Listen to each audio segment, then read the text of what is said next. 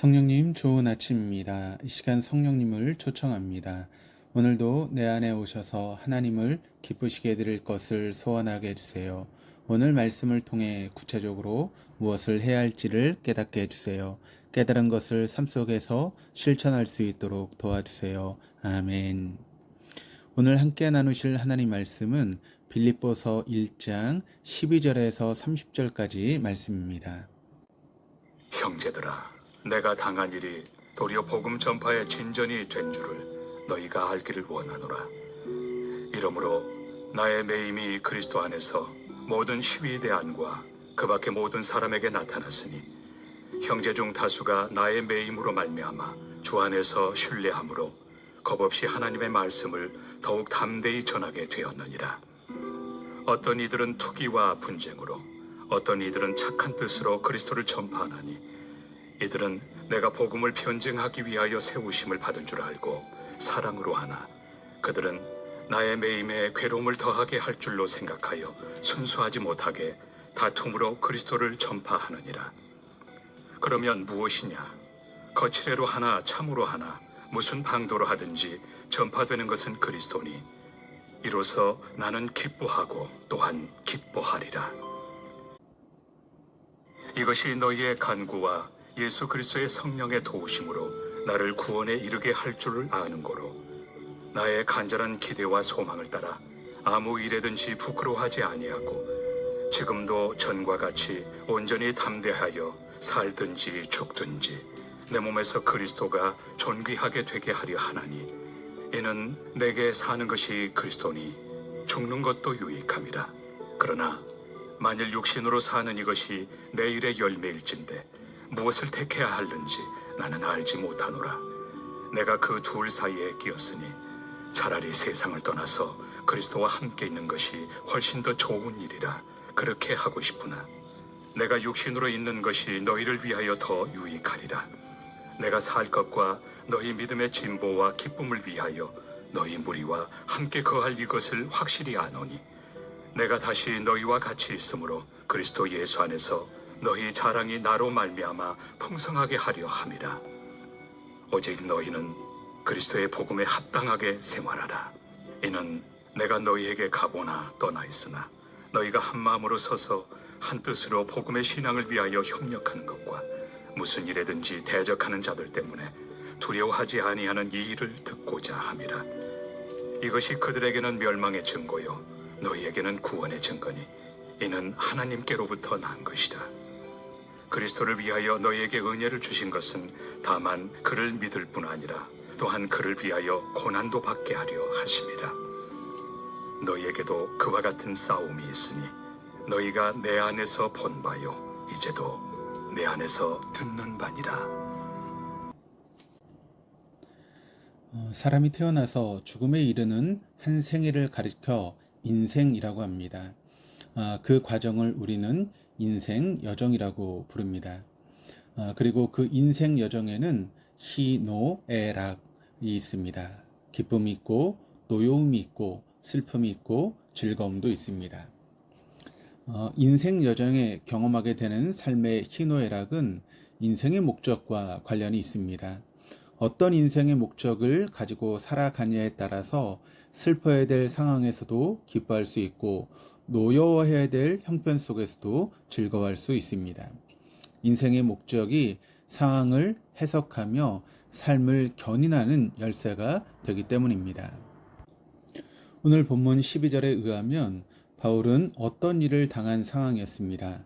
어떤 고난에 처해진 형편이었습니다. 13절을 보면 바울의 상황이 더욱 상세하게 기술되어 있습니다. 본문 13절입니다. 이러므로 나의 매임이 그리스도 안에서 모든 시대양과 그 밖의 모든 사람에게 나타났으니 바울은 매여 있었음을 이야기하고 있습니다. 로마에 있는 시대한 감옥에 수감되어 있는 상황이었습니다.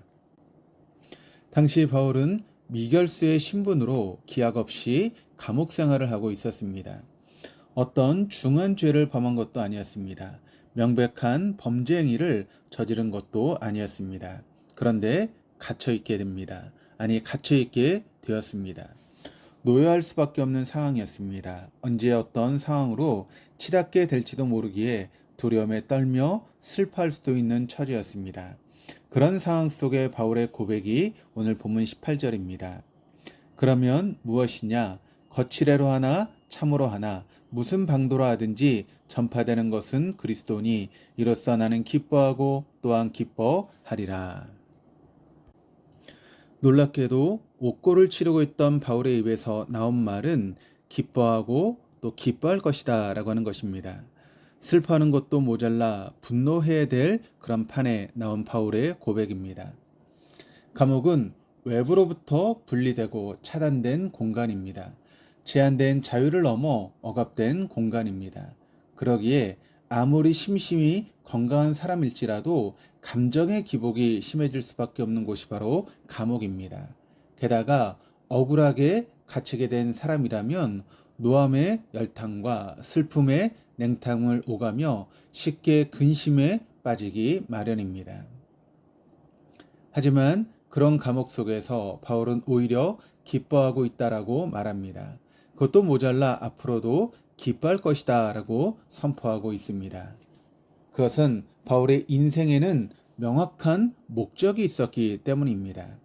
본문 18절 전반절입니다. 그러면 무엇이냐? 거칠애로 하나 참으로 하나 무슨 방도로 하든지 전파되는 것은 그리스도니. 본문 20절 하반절입니다. 살든지 죽든지 내 몸에서 그리스도가 존귀하게 되게 하려 하나니. 바울이 살아가는 이유는 자신의 삶을 통해 복음이 전파되어 복음의 핵심인 그리스도이신 예수께서 존귀하게 되시는 것이었습니다.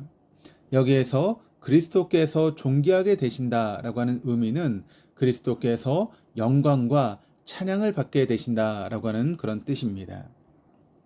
즉 바울의 인생 목적은 복음 전파를 통해 그리스도이신 예수님께서 영광을 받으시고 찬양을 받게 되시는 것이었습니다. 그러기에 시위대 안 감옥에 갇혀있던 상황은 시위병들에게 복음을 전할 수 있어 그가 기뻐할 수 있었던 것이고, 자신이 수감되어 있던 상황을 틈타 시기심으로 복음을 전하는 사람들의 출현 또한 그에게는 또 다른 기쁨의 소식이 될 수 있었던 것입니다. 그 모든 것이 복음 전파를 통해 그리스도께서 영광과 찬양을 받게 되시는 것이 그의 인생 목적이었기 때문에 가능한 일이었습니다. 우리 그리스도인들의 인생의 목적 또한 바울과 동일합니다. 그리스도이신 예수님을 존귀하게 해드리는 것입니다. 우리의 삶을 통해 복음이 전파되므로 그리스도이신 예수님께서 영광과 찬양을 받으시는 것이 바로 우리 그리스도인의 인생의 목적입니다. 그에 따라 모든 상황들은 그 목적을 이루기 위한 관점에서 이해되고 수용되어야만 합니다. 비록 내게 어려움이 찾아올지라도 그 상황을 통해 내가 누군가에게 복음을 전할 수 있고 복음이 전파되는 계기가 마련될 수만 있다면 우리는 그 사실 하나만으로도 감내해야만 하는 것입니다. 그런 우리의 신앙의 몸부림은 역으로 놓여야 할 상황에 기뻐하고 슬퍼해야 될 상황에 오히려 즐거워하는 복음의 역설을 경험하게 하는 은혜의 통로가 되는 것입니다. 한편으로 복음이 온전하게 전파되고 그를 통해 그리스도이신 예수님께 영광과 찬양이 돌려지기 위해 필요한 전제 조건이 있습니다. 27절 전반절입니다. 오직 너희는 그리스도의 복음에 합당하게 생활하라. 그것은 그리스도인들이 그리스도는 예수님이시라는 핵심이 담겨진 복음에 걸맞게 생활해야 한다는 것입니다. 복음을 믿는 사람답게 그리스도이신 예수님의 가르침을 쫓아 사는 것입니다. 그런 모습이 삶 속에 수반될 때에 비로소 우리가 전하는 복음에는 진정성이 담기기 마련입니다. 행동이 수반되지 않는 그리스도인의 복음 증거는 그저 공기만 진동시킬 뿐 그 어떤 울림도 만들어낼 수 없습니다. 그러기에 오늘 바울은 그리스도인들에게 복음에 합당한 생활을 할 것을 권면하고 있는 것입니다. 하지만 복음에 합당한 삶을 살아가려는 그리스도인들의 노력은 때로 여러 반대 세력들과 부딪히기 마련입니다.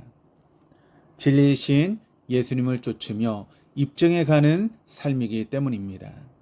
바울 당시에도 복음과 그리스도인들을 대적하는 자들, 이단들이 있었습니다. 바울은 그런 주변의 위협과 미혹이 있을지라도 회피하지 말고 담대히 싸울 것을 요청합니다.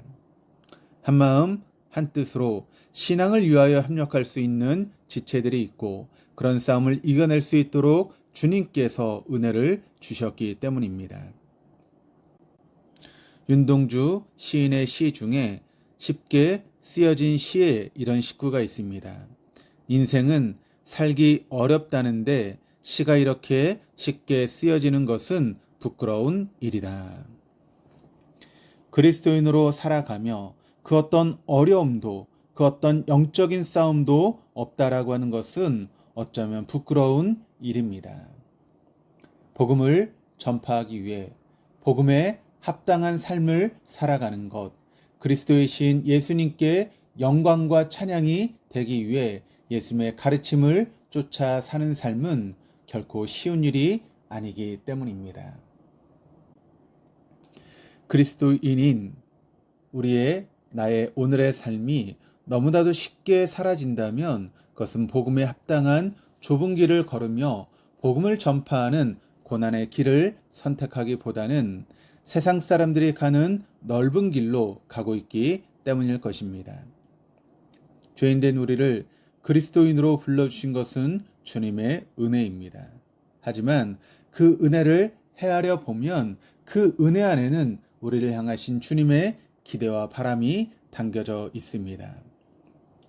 우리를 그리스도인으로 부르신 목적이 내포되어 있습니다. 그것은 우리의 삶을 통해 복음이 전파되고 그를 통해 주님께서 영광과 찬양을 받으시기 위함입니다. 그것이 바로 우리가 그리스도인으로 이 땅에 존재하는 이유요, 우리가 살아갈 목적입니다. 이 사실을 기억하심으로 오늘도 주님의 기쁨이 되어드리는 삶을 살아가시는 사랑하는 우리 동덕의 모든 교우들 다 될 수 있기를 주님의 이름으로 축원드립니다. 기도하시겠습니다. 사랑의 주님, 오늘도 귀한 하루를 허락해 주심을 감사드립니다. 죄인이었던 저희를 주님께서는 그리스도인으로 불러주셨습니다. 저희를 향한 주님의 기대와 바람이 있으셨기 때문입니다. 오늘 이 아침 성령으로 충만케 해주사 오늘 하루를 복음에 합당한 생활로 복음을 전하는 삶을 살아낼 수 있도록 인도해 주십시오. 그를 통해 저희가 그리스도인으로 존재하는 것이 주님께 영광이 되고 주님께서 찬양 받으시도록 주장해 주옵소서.